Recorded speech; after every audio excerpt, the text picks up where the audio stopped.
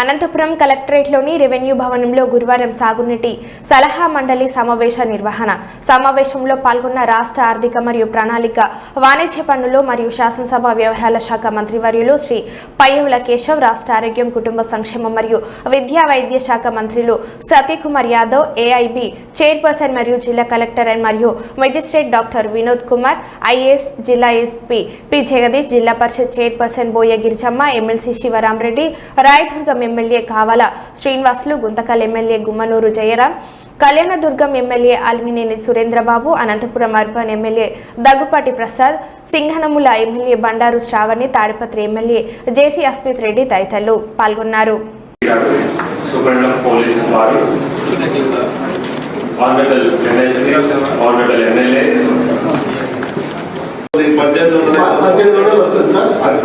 దాని పక్కనే పెడితే మంచి పోనీకి ఇంకో దగ్గర ఉందా,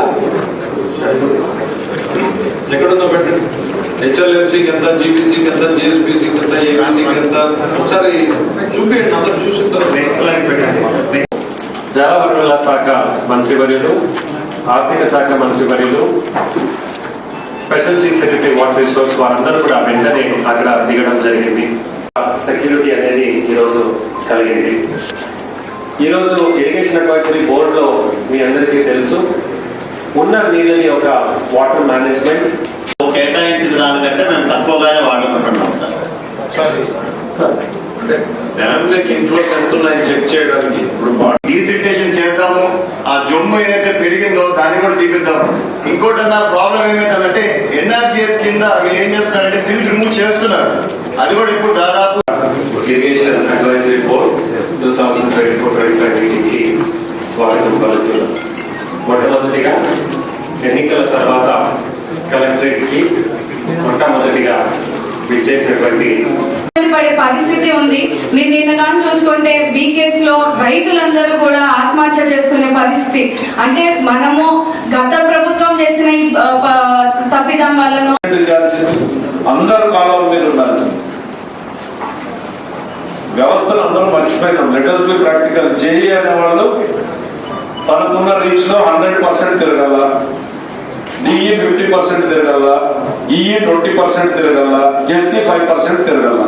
చేసుకునే అవకాశం వచ్చి ఇది కాలువలు కూడా కొన్ని సంవత్సరాలుగా నిర్వహణ లేకపోవడం వల్ల ఇబ్బందులు, వెజిటేషన్ పెరగడం, సిల్ట్ పెరిగిపోవడం, దాని కారణంగా అనుకున్న ప్రాంతానికి గమ్యస్థానానికి నీరు చేరలేని పరిస్థితి వాళ్ళ ఉంది. కాబట్టి రైతులను ఆదుకోవాల్సిన అవసరం ప్రభుత్వం మీద ఉంది. దానికి నేను ఈ సందర్భంగా రాష్ట్ర మంత్రిగా ఉమ్మడి జిల్లా, గతంలో ఉన్న జిల్లానే సత్యసాయి జిల్లా కూడా ఈ జిల్లా ఉమ్మడి జిల్లా వాసిగా అధికారులని కోరుతున్నది ఏంటంటే ఈ గతంలో దాకా ఉపేక్ష పనికిరాదు, ఉదాసీనత అసలే పనికిరాదు.